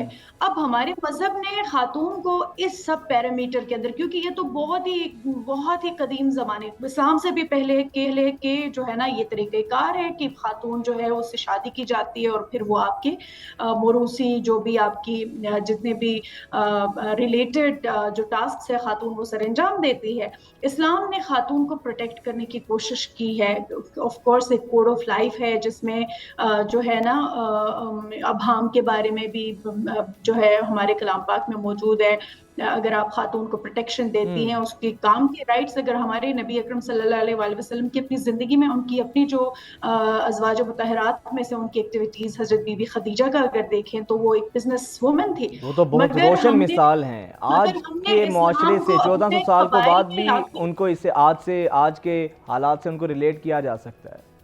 जी, तो मगर हमारे लोगों ने इस्लाम को अपने कबाइल में लाके, अपने जो है ना वो क्या कहते हैं कास्ट एंड क्रीड सिस्टम में लाके हमारे लोगों ने उसको अपने तरीके से बनाने की कोशिश की है। इसमें आपको मिक्स्ड कल्चर मिलेगा, कुछ जो है ना। अच्छा हबीबा, बिल्कुल इस पर तो आपने बिल्कुल वजह बात की है कि इस्लाम ने बिल्कुल आपने वजह बात की है, इस्लाम ने हमेशा मोरालिटी की बात, लेकिन अलमिया भी ये है ना कि एक इस्लामिक सोसाइटी में जहाँ पर इस्लाम ने औरत को इतने हकूक़ दिए हैं वहाँ पे ख़वातीन के साथ इस तरह का रवैया रवा होना ये बहुत बड़ा हम सब के लिए बाइसे शर्म है। अच्छा ये बताइएगा, ये जब ख़ातून या जो भी ख़वातीन इस ट्रॉमा से गुजरती हैं उनको हरास किया जाए या फिर उन पर इस तरह का कोई जिस्मानी या जिनसी तशद्दुद किया जाए, जिसकी आए रोज़ हमें मिसालें देखने को मिलती हैं, साइकोलॉजिकली उन पर क्या असर इसका होता है, किस तरह के असरात उन पर मुरतब होते हैं? ये तो खातून ही जानती है, इसको अल्फाज में तो बयान नहीं किया जा सकता। एक तो ये है कि जो असर वो लेती है जिस्मानी तौर पे, जो उसका पेन होता है वो एक होता है, मगर जो मुआशरे में जिस तरह की अभाम फैलती हैं, फिर मुआशरे के लोगों को फेस करना है, उनके 100 सवालों के जवाब देना है, फिर ख़ानदान की जो ज़िल्लत होती है, ये एक खातून को जो है ना वो शटर करके रख देती है, उसको हिला के रख देती है और इससे बड़ा स्ट्रेस मेरा ख्याल है कोई भी नहीं होता। ये इरिपेरेबल होता है, क्योंकि जो धब्बा आप किसी के बारे में झूठ बोल के या किसी को हाथ लगा के, किसी को टच करके, किसी की जबरदस्ती करके लगाते हो, वो खातून जो है ना, वो चाह के भी, दुआएं करके भी वो नहीं धुलती। इसीलिए तो साइकोलॉजिकल इश्यूज इतने ज्यादा हमारे यहाँ बड़े हुए हैं, पीरों के दरबार यहाँ बसते जा रहे हैं, वहां पे जो है ना खवातीन को ले जाके उनकी ट्रीटमेंट्स और इस तरह की कोशिश की जाती है। अगर आप साइकोलॉजिस्ट के पास ले जाके इनके पास्ट में अगर जरा कॉग्निटिव बिहेवियरल थेरेपी के थ्रू या किसी और थेरेपी के थ्रू जरा पता करें कि इनके पास्ट में इनके साथ क्या होता रहा है, तो आपको सही बहुत ज्यादा केसेस में ऐसा होगा कि ये पास्ट ट्रॉमास है, ये जो इनके जो इन्होंने फेस किए हैं और जो कभी किसी के साथ शेयर नहीं कर पाए। अच्छा, उससे बड़ा जुल्म ये होता है कि उन्हीं बेचारी खवातीन को कटहरे में खड़ा कर दिया जाता है। एक तो उनके साथ ज़्यादती हुई होती है, उनके ऊपर जुल्म हुआ होता है, फिर उन्हीं के ऊपर सवालिया नज़रों से देखा जाता है उनको। अच्छा हबीबा, ये बताइएगा, आए रोज़ ये जो पै दर पै ख़वातीन के साथ वाक़यात हो रहे हैं, हमने ये देखा कि गुज़िश्ता चंद अरसों में बच्चियों पर तशद्दुद किया जा रहा है, ख़वातीन को हरास किया जाता है, वर्किंग प्लेसेस पर बेशुमार हरासमेंट का उनको फेस करना पड़ता है। क्या वजह है? ये आसान हदफ होती हैं ख़वातीन, इसलिए उनके ऊपर इस तरह के हमले किए जाते हैं, या क्या आप समझती हैं कि अब सोसाइटी हम एज ए सोसाइटी इतना कोलैप्स कर चुके हैं, ख़वातीन हो या मर्द हो, सबको ही इन्हीं चीज़ों से गुजरना पड़ता है? ये इसलिए है कि ये लोग जानते हैं कि कानून ने हमारे खिलाफ कुछ नहीं करना। ये इसलिए कि ये जानते हैं कि कानूनी कार्रवाई के लिए जितने एविडेंसेस तैयार करने की जरूरत है वो तमाम अमला सोया हुआ होता है, वो पर वक्त किसी भी एविडेंस को कलेक्ट करने के लिए तैयार नहीं होता। ये इसलिए होता है कि लोग जानते हैं कि जहां जहां सीसीटीवी कैमरास लगे हुए हैं उनके अंदर कोई इतनी स्ट्रेंथ नहीं है, और बहुत शाज़ व नादिर ऐसा होता है कि किसी केस में आप हाई प्रोफाइल हो जाए, आप जैसे लोग अगर मीडिया पे उसको उठाते हैं दिलेरी के साथ, तो फिर उसकी प्रॉब होती है। अदरवाइज आए रोज गलियों कोचों में जिस तरह के मसाइल होते हैं, जिस तरह की चीजें फेस करते हैं लोग, तो जैसे इदारों का रवैया होता है वो ऐसे में तो हर मर्द जो है वो कह सकता है कि मुझे तो कोई नहीं रोक सकता, मुझे तो कोई मसला नहीं हो सकता। और इसमें सिर्फ मर्द नहीं, खवातीन भी होती हैं ऐसे हरासमेंट की चीज़ों के अंदर मुलविस होती हैं, एबेटर्स भी होती हैं, डायरेक्टली भी इन्वॉल्व होती हैं, मगर उनको पता है कि ना हमारा फॉरेंसिक साइंस यहाँ पे ठीक है, ना कोई जो है ना मेडिको लीगल के जो सिचुएशंस हैं या जो भी है उसकी खदमात है वो ठीक है, और ना इनको पता है कि हमारे लॉ और यही चीज़ उन्हें ये सब करने पे प्रवोक करती हैं। बहुत शुक्रिया हबीबा सलमान हमारे साथ मौजूद थी। इसमें अच्छी बात की है हबीबा ने कि असल चीज़ ये है, ये जो पे दर पे हम वाक़यात देखते हैं जिसमें ख़वातीन को हरास किया जाता है, उन पर तशद्दुद किया जाता है, डोमेस्टिक वायलेंस हो या फिर जिनसी तशद्दुद हो, इसकी सबसे जो बुनियादी वजह है, मोरालिटी को छोड़ दें, मोरालिटी का तो सबक अब पढ़ना, इसकी बातें करना तो ये इसको तो टाइम ज़ाया करने के मुताबिक है। असल चीज़ ये है कि अगर कानूनी सज़ाएँ सख्त हों, सज़ाएँ तो मौजूद हैं लेकिन उन पर इम्प्लीमेंटेशन का मसला है। अगर ऐसे मुजरिमान को वाकई में निशाने इबरत बनाया जाए तो मेरा ख्याल है कि आइंदा कभी ऐसे वाक़यात नहीं होंगे। असल चीज़ कानून के कोड़े की है। कानून का कोड़ा बर वक्त अगर हरकत में आएगा, एक या दो मिसालें बनाने की देर है, ऐसे वाक़यात हमें देखने को नहीं मिलेंगे। हाजिर होते हैं एक ब्रेक के बाद।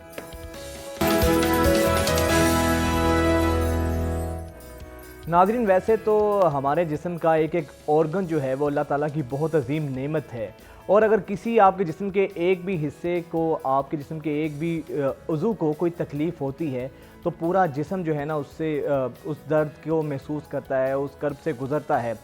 अच्छा, इन सब में आँखें जो हैं, आँखें वो चीज़ हैं जिससे ना सिर्फ आपकी खूबसूरती में इजाफ़ा होता है बल्कि अल्लाह ताला ने जितने अपनी कायनात के रंग हैं वो आप इन आँखों से ही देखते हैं। अगर आँखें थोड़ी सी ख़राब हों, आँखों में थोड़ा सा मसला हो बिनाई का, तो बहुत ज़्यादा मुश्किल होती है। यही वजह है कि हम हमारी शायरी में देखें, आँखों का बहुत ज़्यादा इस्तेमाल हुआ है, आँखों के ऊपर बहुत ज़्यादा शायरी भी की गई है।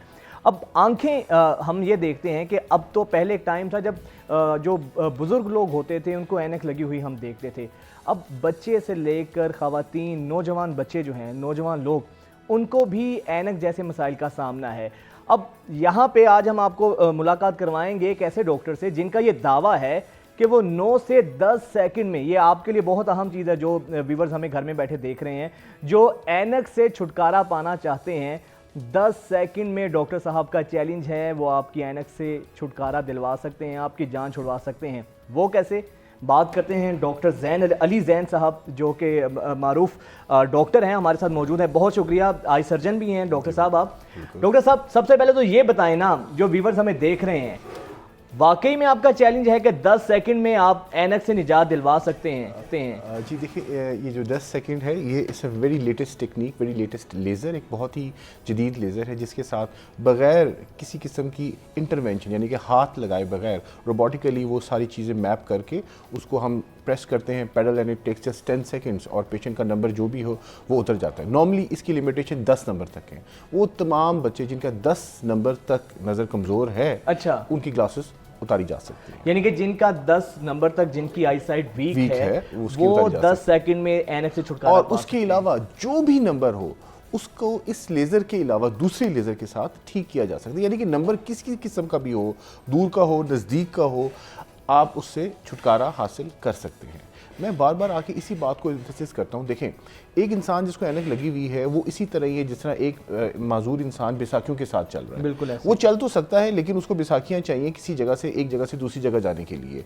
अगर वो बैसाखी नहीं तो वो चल नहीं सकेगा। एग्जैक्टली इसी तरह जिस बंदे को ऐनक लगी हुई है वो उस ऐनक के बगैर अपनी गाड़ी नहीं चला सकता, अपना टीवी नहीं देख सकता, काम नहीं कर सकता। एग्जैक्टली। तो आपको अगर हम एक 100% सोल्यूशन दे रहे हैं, 100% सोल्यूशन दे रहे हैं जिसके साथ ना सिर्फ आपकी ऐनक उतर रही है बल्कि आप सारी उम्र के लिए दोबारा, और जिस तरह हेयर रिमूवल लेजर्स होती हैं जो आपने एक दफा करवाया 3 महीने बाद फिर दोबारा वो आपको करवानी पड़ेगी। अच्छा, ये परमानेंट है, हमेशा के लिए छुटकारा होगा, ये परमानेंट होगा। Yes, that is the thing. ये टेम्पररी तौर पे नहीं होगा, सारी उम्र के अच्छा, यानी कि वो लोग जो कि बरस से ऐनक की उसके मुहताजी में मुब्तला हैं, ऐनक के मुहताज हैं, उनको 10 सेकंड में जान छूट सकती है।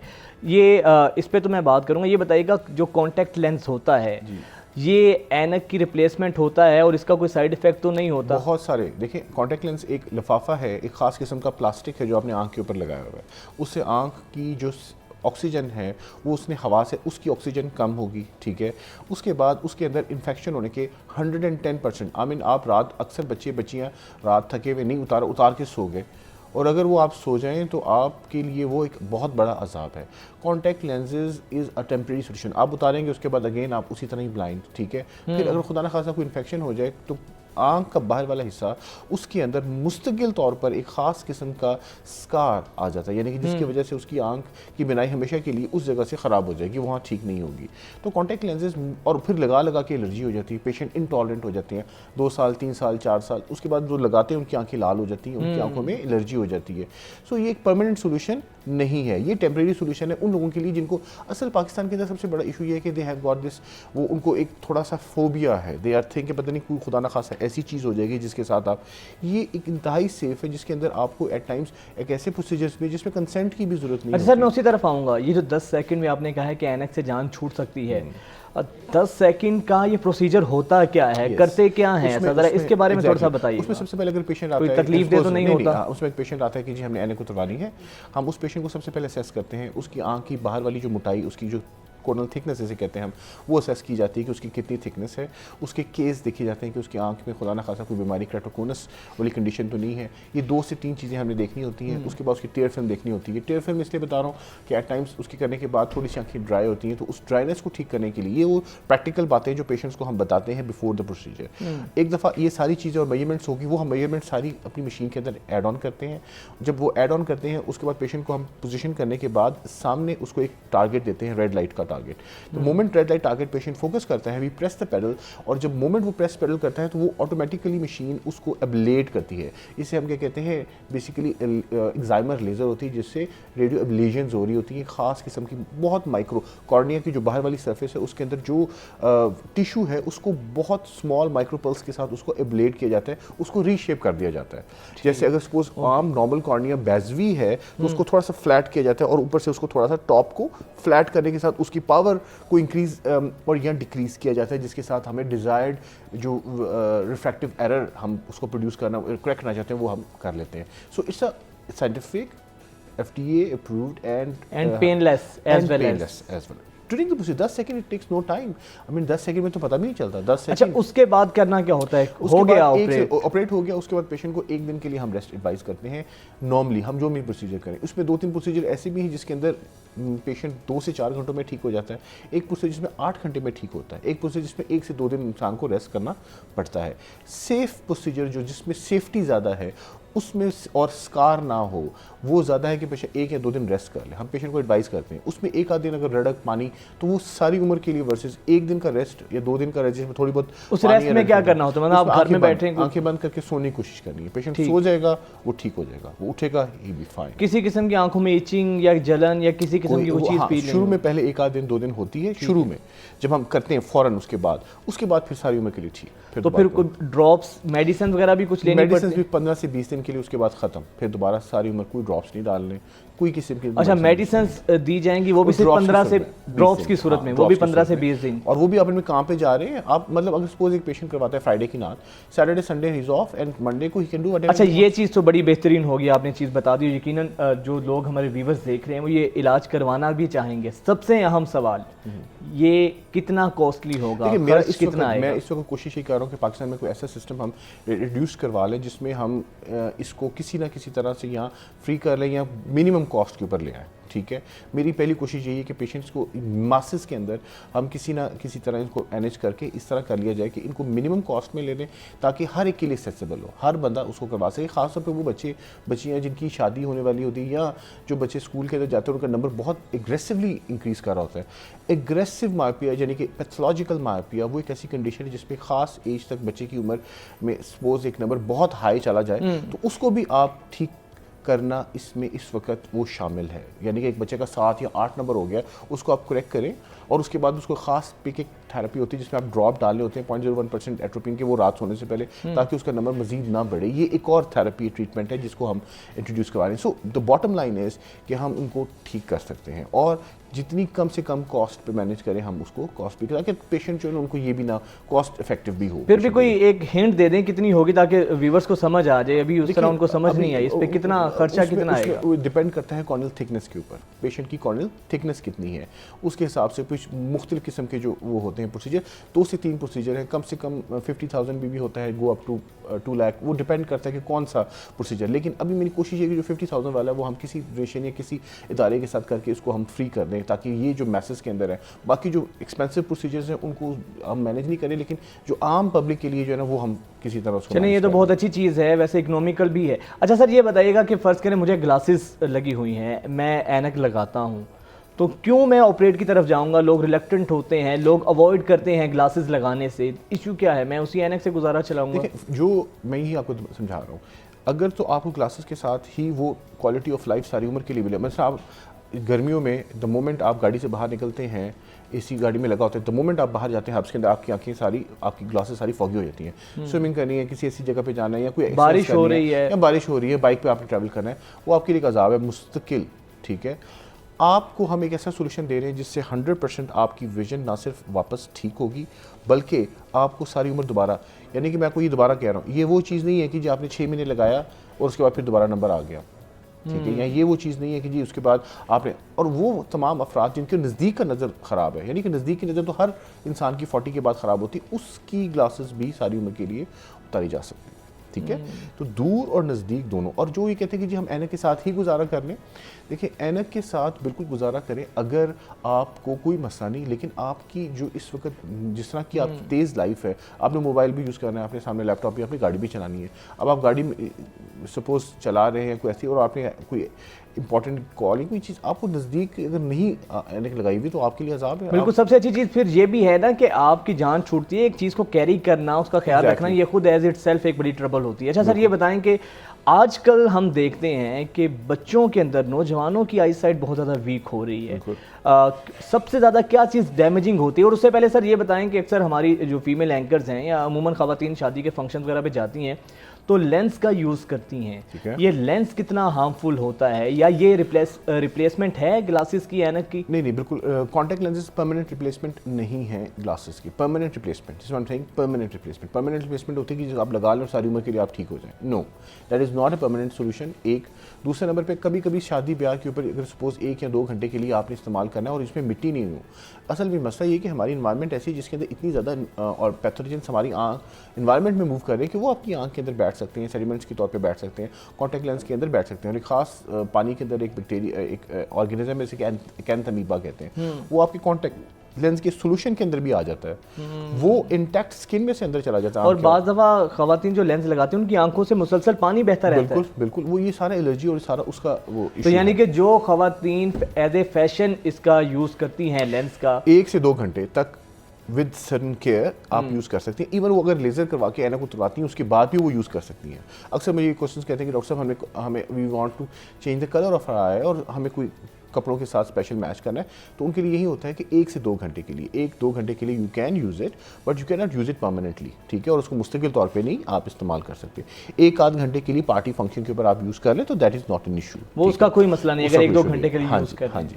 मगर इसको जो मुस्तकिल इसकी हैबिचुअल हो जाती है सुबह 8 से लेकर रात 9 बजे तक दैट इज़ किलिंग। अच्छा सर, ये बताएं कि अक्सर एक चीज़ सुनते हैं कि आंखों के जो मसल्स होते हैं वो पैरालाइज हो जाते हैं, ये कितना खतरनाक होता है और उसकी वजह क्या होती है? आंखों का पैरालाइज होना, ये क्या होता है? जो पैरालाइज होना उसमें मसल्स जो है, जिस तरह आपकी आंख की गेज है, यानी कि आप एक चीज़ को दूसरी जगह तक फॉलो करते हैं, वो आपको दिमाग से कनेक्टेड ख़ास किस्म की नर्व्स होती हैं जो उसको फॉलो करवाती हैं परसू मूवमेंट के लिए। उसके लिए मसल्स की कोऑर्डिनेशन बड़ी ज़रूरी होती है। खुदा ना खासा चोट लगती है या कोई एक्सीडेंट होता है या ब्लड प्रेशर या शुगर इसका ज़्यादा तेज़ होने की वजह से आर्जी तौर पर मसल एक जो नर्व सप्लाई कर रहा है उसमें फालिज का अटैक आ जाता है, जिसकी वजह से वो आर्जी तौर पे या पैरालाइज हो जाता है या वीक हो जाता है। ऐसी कंडीशन में उसको पेशेंट को दो नज़र आना शुरू हो जाते हैं, पेशेंट को फोकस नहीं हो पा रहा, धुंधला ब्लर नजर आ, ब्लर नहीं, उसको दो नज़र आना। अच्छा, दो नज़र आते हैं। He can see double images. जो डबल इमेजेस है उसको ठीक करने के लिए फिर we have to give prisms, वो खास प्रिज्म्स होते हैं और ऑकुलर एक्सरसाइजेज होती हैं और ब्लड प्रेशर शुगर का ध्यान रखना बहुत ज़रूरी होता है और उसमें MRI कराना बड़ा लाजमी होता है ये देखने के लिए कि खुदा ना खास्ता कोई और लीजन तो नहीं जिसकी वजह से ये आया।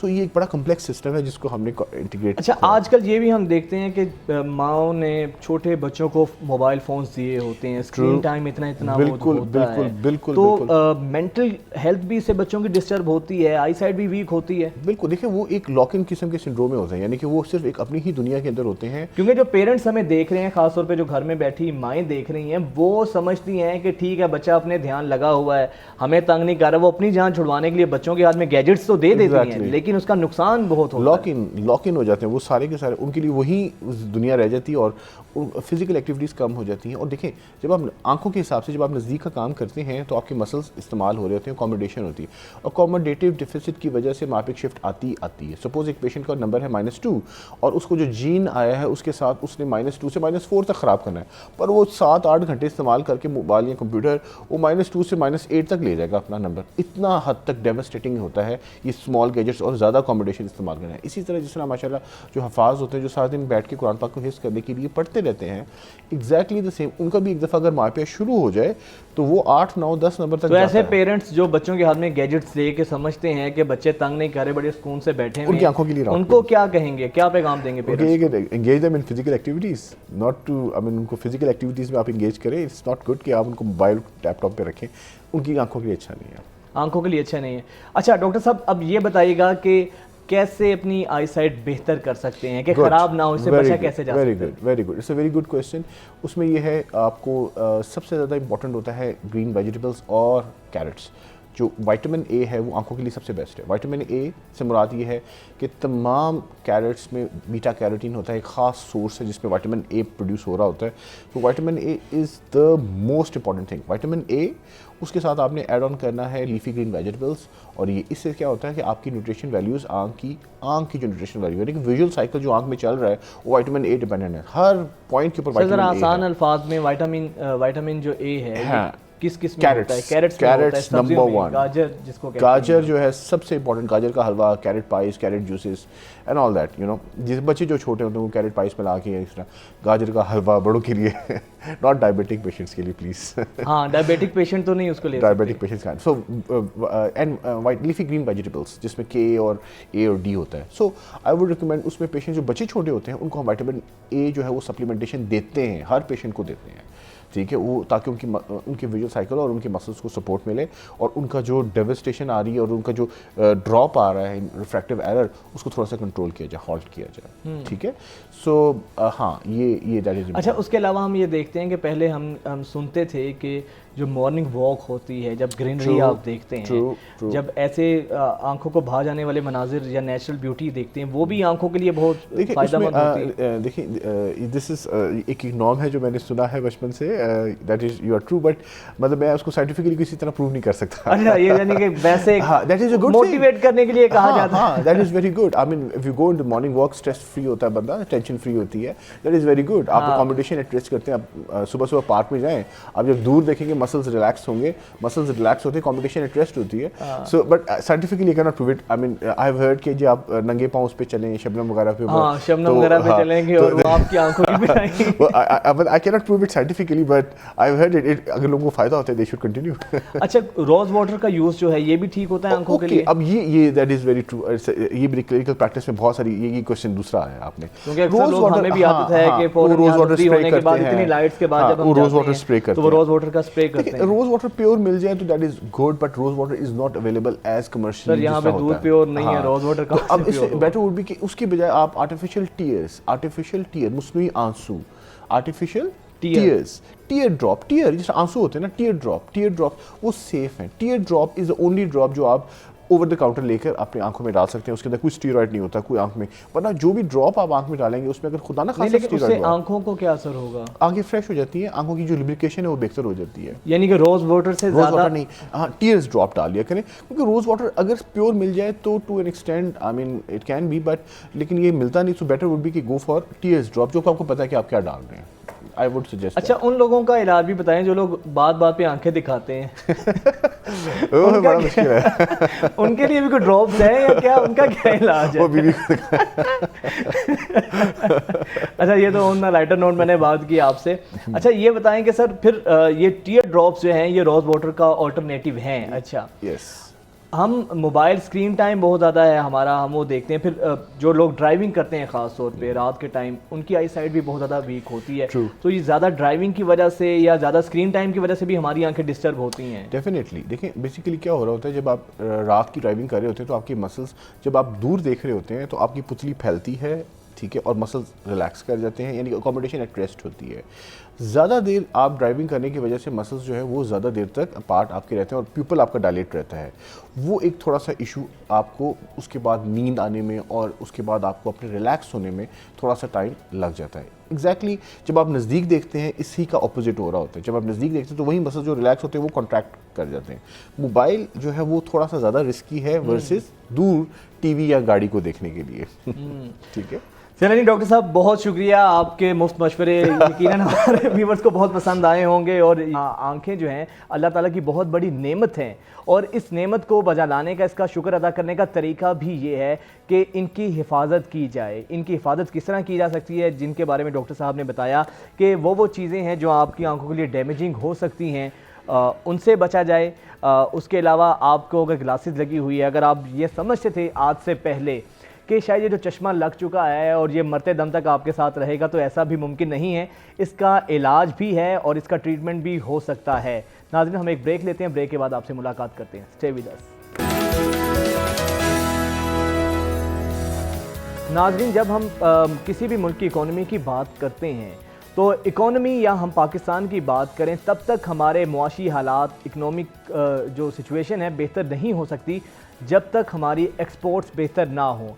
आप तसव्वुर भी नहीं कर सकते हैं कि अगर आपकी एक्सपोर्ट्स बेहतर नहीं हैं, आपका मुल्क इकोनॉमिकली ग्रो कर सकता है। और यही वजह है कि जितने भी हम डेवलप कंट्रीज़ देखते हैं, जितने भी हम तरक्की याफ्ता ममालिक देखते हैं, उसकी सबसे बड़ी वजह यही है कि उनकी जो एक्सपोर्ट्स हैं वो उनकी इंपोर्ट से बहुत ज़्यादा हैं। पाकिस्तान में इंपोर्ट इतनी ज़्यादा है लेकिन एक्सपोर्ट्स नहीं हैं, तो इसको बेहतर कैसे किया जा सकता है, हम अपनी एक्सपोर्ट्स में इजाफा कैसे कर सकते हैं, इसी पर बात करने के लिए आज हमारे साथ कलीमुल्लाह चौधरी साहब मौजूद हैं, जो कि एम्बेसडर हैं Florida international trade and cultural expo के, और इस हवाले से बहुत ज़्यादा सरगर्म अमल हैं, एक्सपोर्ट्स के हवाले से बहुत ज़्यादा ग्रिप रखते हैं। बहुत शुक्रिया कलीमुल्लाह चौधरी साहब आपके वक्त का। सर ये बताएं कि पाकिस्तान की एक्सपोर्ट्स हम किस तरह बेहतर कर सकते हैं? मसलन किसी भी मुल्क में ये हो ही नहीं सकता कि हमारी इंपोर्ट ज़्यादा हो और हम ये तसव्वुर भी करें कि हमारा मुल्क इकोनॉमिकली ग्रो कर सकता है।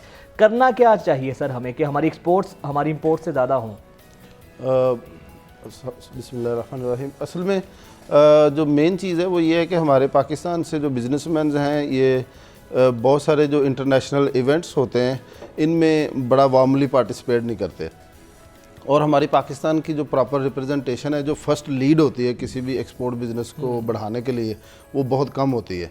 बाकी जो सर्कमस्टेंसेस हैं हमारे नेशनल वो तो हैं ही, लेकिन जो स्टार्टिंग लीड होती है किसी भी एक्सपोर्ट बिज़नेस को बढ़ाने के लिए वो ये होती है कि आप इंटरनेशनल इवेंट्स में जाएं, वहाँ अपना प्रॉपर शोकेस करें, नेटवर्किंग अपनी प्रेजेंटेशन दें, वो प्रेजेंटेशन दें। जैसे कि मुझे ये फ्लोरिडा इंटरनेशनल ट्रेड एक्सपो जो है इसने एम्बेसडर अपॉइंट किया है फॉर पाकिस्तान, तो उसमें यही है कि अभी मैं पाकिस्तान से एक डेलीगेशन लेके जा रहा हूँ 4 और 5 अक्टूबर को। अच्छा। तो ये पाकिस्तान की हिस्ट्री में ये इस इवेंट को स्टार्ट हुए मोर देन 8 ईयर्स हो गए हैं। ये 8th इंटरनेशनल एक्सपो हो रहा है। ये एक्सपो एग्जीबिशन नहीं है, फ्लोरिडा में हो रहा है। ये फ्लोरिडा में हो रहा है और ये दुनिया के बड़े इवेंट्स में से एक है, जिसमें कि जो 60 से 70 कंट्रीज़ के एक्स प्राइम मिनिस्टर्स, प्रेसिडेंट्स और करंट मिनिस्टर्स और मिनिस्टर कॉमर्स वगैरह जाते हैं। तो आप ये देख लें कि 8-9 सालों से अगर इवेंट ये हो रहा है तो इसको किसी ने अप्रोच नहीं किया, उनसे मीटिंग नहीं की। मैंने खुद अपने फाइनेंस के ऊपर उधर गया हूँ। और आपको एम्बेसडर अमेरिका ने अपॉइंट किया है? जी, ये इवेंट जो है इसने mayor of Broward, mayor of Fort Lauderdale Broward County है वहाँ पे, उन्होंने मुझे एम्बेसडर अपॉइंट किया है, क्योंकि उनसे मेरी मुलाकातें हुई। वहाँ पे मैंने उनके साथ टाइम स्पेंड किया, उनको बताया कि हम क्या पाकिस्तान से एक्सपोर्ट कर सकते हैं, बाकी बायलैटरल ट्रेड के ऊपर बात हुई। तो वो सारी चीज़ें ये पिच की और उन्होंने फिर ये मेरा इंटरव्यू किया। इंटरव्यू करके तो फिर उन्होंने मुझे अपॉइंट किया ये लास्ट 19th जून। अच्छा, एक दफ़ा फिर से अपने प्रोग्राम की जानिब बढ़ते हैं। कलीमुल्लाह साहब वहीं से बात शुरू करते हैं। सबसे पहले ये बताइएगा, ये जो आपका कल्चरल एक्सपो होने जा रहा है ये इंडिविजुअल लेवल पे होगा या G2G सतह पर भी इसको होगा, किया जाएगा ऑर्गेनाइज? जी बिल्कुल, ये बेसिकली इंडिविजुअल लेवल पे आप इसको नेटवर्किंग इवेंट कह सकते हैं। ये इसमें कल्चरल शोज, कल्चरल इसका कल्चर एक पार्ट है, क्योंकि कोलैबोरेट किया जाएगा। जी, कोलैबोरेट जो भी कंट्रीज़ हैं वो जहाँ पे पार्टिसिपेट करते हैं तो वो अपना कल्चर भी शो करते हैं, और जो बिजनेसमैन हैं वो डेलीगेशन में जाते हैं तो वो सब जो अदर कंट्रीज़ के मिनिस्टर होते हैं, कॉमर्स के प्राइम मिनिस्टर्स हैं, बाकी जो लोग अटेंड कर रहे हैं उनके साथ अपना 1-to-1 जो है वो मीटिंग्स भी होती हैं, और अपने आप को आप जो है ना वो शोकेस कर सकते हैं। जो इसमें जो मेन चीज़ है वो ये है कि ये फर्स्ट टाइम हो रहा है। अभी देखें ये इंडिया उसमें गया हुआ है, बांग्लादेश उसमें गया हुआ है, पिछले 8 सालों से जा रहे हैं। हमारे इधर बड़े बड़े बिजनेसमैन हैं, US में रह रहे हैं। कोई हम इस तरह प्रोएक्टिवली कुछ चीज़ें नहीं करते हैं, तो हमें एक लॉन्ग टर्म स्ट्रेटजी इम्प्लीमेंट करनी होगी फ्रॉम द लीड स्टार्टिंग, कि हमें इन एक्सपोर्ट बिजनेस को सबसे पहले लीड चाहिए।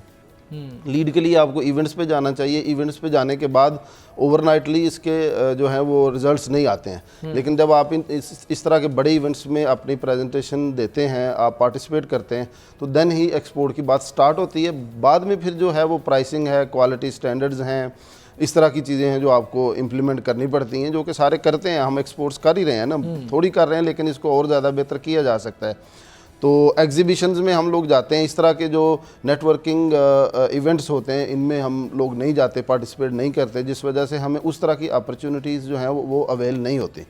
लाइकली कि मैं अभी उधर गया हूँ तो इस इवेंट में मैं एज एम्बेसडर यहाँ पे पूरी कोशिश कर रहा हूँ कि यहाँ से अच्छे लोग जो हैं काम करने वाले उनको वहाँ पे लेके जाऊँ, इनकी वहाँ पे नेटवर्किंग करवाऊँ, ताकि ये बहुत सारे मुल्क हैं जो अफ्रीका हमारे लिए बहुत अच्छी मार्केट है, एशिया पैसिफिक है, फार ईस्ट है, तो इन मुल्कों में हम एक अच्छा एक्सपोर्ट का लेवल बढ़ा सकते हैं। ये ज़रूरी नहीं है कि हम सिर्फ यूरोप को ही एक्सपोर्ट करें या हम सिर्फ US को ही एक्सपोर्ट करें, हम जो अपने सराउंडिंग कंट्रीज़ हैं इनको भी एक्सपोर्ट करके। अच्छा कलीमुल्लाह साहब, क्या लगता है आपको एक्सपोर्ट्स में किन चीज़ों में हमारी इतना पोटेंशियल है कि जो बाहर के ममालिक में हाथों हाथ ली जा सकती हैं? एग्रीकल्चर की हम बात करते हैं, कॉटन है, इस तरह हमारी राइस है, आटा है, किन किन चीज़ों में आपको पोटेंशियल नज़र आया है आपको कि जो मज़ीद वहाँ की मार्केट के लिए डिमांडिंग हो सकती हैं? सबसे बड़ा जो है वो टेक्सटाइल हमारा जो है वो सबसे बड़ा एक सेगमेंट है जिसको हम एक्सपोर्ट कर भी रहे हैं और इसको मज़ीद बढ़ा भी सकते हैं, जिसका कि बहुत बड़ा शेयर जो है ना वो बांग्लादेश ने लिया है due to unstable situation of Pakistan. तो उस वजह से वो ले गए हैं, लेकिन अदरवाइज स्टिल हमारी जो बड़े ब्रांड्स हैं, आप जितने बड़े ब्रांड्स के नाम ले लेंगे तो उसमें जो अच्छी प्रोडक्ट है वो आज भी मेड इन पाकिस्तान ही आपको मिलती है। उसके बाद टावल इंडस्ट्री है, टावल इंडस्ट्री के लिए आप इधर जो लोकल गवर्नमेंट्स हैं ये भी करें कोशिश, और वहाँ पे जो हमारे स्पेशली जो एम्बेसडर्स बैठे हुए हैं ऑल ओवर द वर्ल्ड, उनको चाहिए कि वो वहाँ पे एक्टिवली इन सारे इवेंट्स में पार्टिसिपेट करें।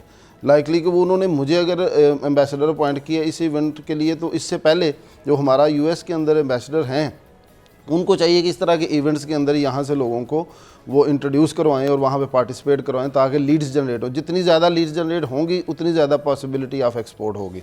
तो textile is the main category के आप जिसको एक्सपोर्ट कर सकते हैं।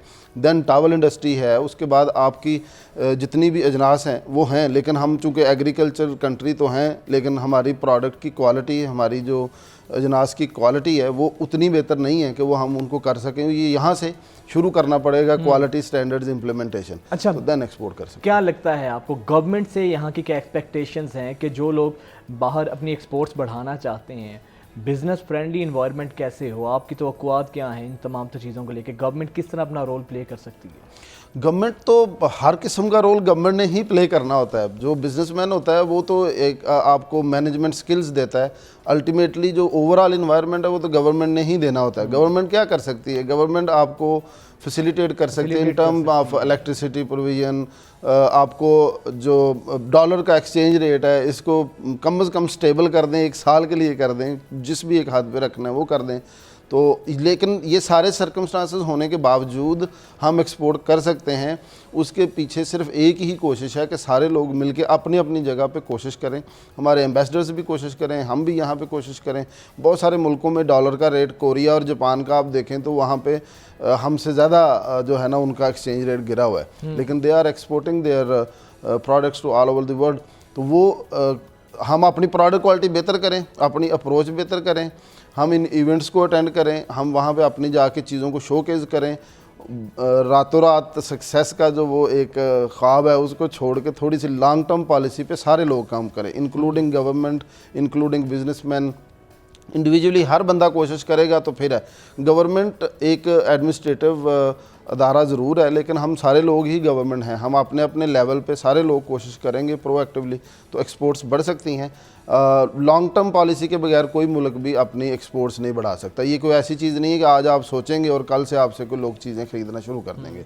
आपको पहले मार्केटिंग करनी है, वर्ल्ड वाइड अपना शोकेस करना है, उसके बाद आपने लीड्स जनरेट करनी है, लीड जनरेट करने के बाद आपने प्राइसिंग ऑफ़र करनी है, क्वालिटी ऑफ़र करनी है, चीज़ें ऑफ़र करनी है, टाइमलाइन ऑफ़र करनी है। ये सारे अवामिल हैं। तो इस बुरे तरीन सूरत हाल में भी मैं भी ये कोशिश कर रहा हूँ स्टिल कि ठीक है अच्छे दिन आएंगे, तो मीनवाइल उतनी देर हम अपनी जो कोशिश इंशाल्लाह अच्छे दिन लाजमी आएंगे और हर किसी को ही अपना किरदार अदा करना चाहिए। बहुत शुक्रिया कलीमुल्लाह चौधरी साहब आपका। और वाकई में बात इनकी इसलिए भी ठीक है कि हमारी इकोनॉमी का सर्वाइवल नहीं है कि अनटिल और अनलेस हमारी एक्सपोर्ट्स जो हैं वो बेहतर नहीं होती हैं। और एक्सपोर्ट्स को बेहतर करने के लिए सिर्फ एक बिज़नेस कम्युनिटी ही काफ़ी नहीं है, गवर्नमेंट की लेवल पर बिज़नेस कम्युनिटी को, इन्वेस्टर्स को, सबको अपना अपना रोल अदा करना होगा। और उसके लिए ज़रूरी है कि हमारे पाकिस्तान में इन्वायरमेंट जो है ना बिज़नेस फ्रेंडली होना चाहिए। जितना ईज़ ऑफ डूइंग बिज़नेस के हवाले से मौके यहाँ पर ज़्यादा होंगे, हमारा जो कारोबारी तबका है, जो हमारा इन्वेस्टर है, वो उतना ज़्यादा पाकिस्तान में इन्वेस्ट करेगा। और इसमें कोई शक नहीं है पाकिस्तान में इतनी पोटेंशियल है, हमारी कॉटन में, हमारी टेक्सटाइल इंडस्ट्री में, हमारी एग्रीकल्चर में, कि अगर हम ज़रा थोड़े से संजीदा हो जाएं, अपनी जो हमारी बिज़नेस पॉलिसीज़ हैं उनमें थोड़ी सी अगर हम रिफॉर्म्स कर लेते हैं तो हमारी ये जो एक्सपोर्ट्स हैं हमारी इंपोर्ट से ज़्यादा हो सकती हैं और यही हमारी इकोनॉमिकल ग्रोथ में अपना किरदार अदा कर सकती हैं। हाजिर होते हैं एक ब्रेक के बाद। ब्रेक के बाद एक दफ़ा फिर से आपको खुशामदीद कहेंगे। व्यूवर्स, अभी जो एक स्टोरी मैं आपसे डिस्कस करने लगा हूँ, ये हमारे पेरेंट्स के लिए बहुत ज़बरदस्त एक पैगाम है।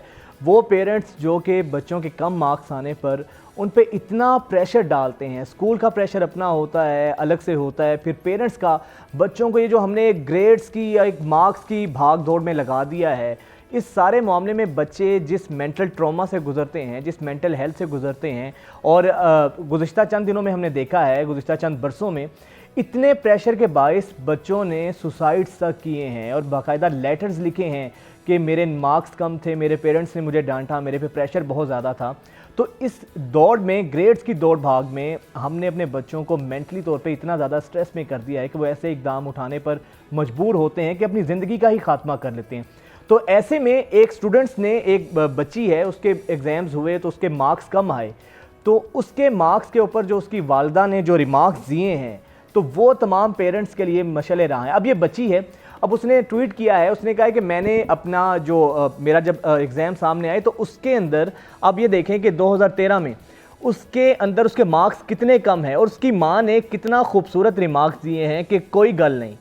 अब ये बज़ाहिर तो एक लाइन है, पंच लाइन है छोटी सी, लेकिन इसके अंदर ये पैगाम है कि अगर आपके बच्चों के मार्क्स कम आ भी गए हैं तो आप उन पे चढ़ाई ना करें, उनको इनकरेज करें। अब देखें, एक में उसके 15 में से 0 नंबर आए हैं और एक में उसके देखें कि सब में ही 10 में से 2 नंबर आए हैं।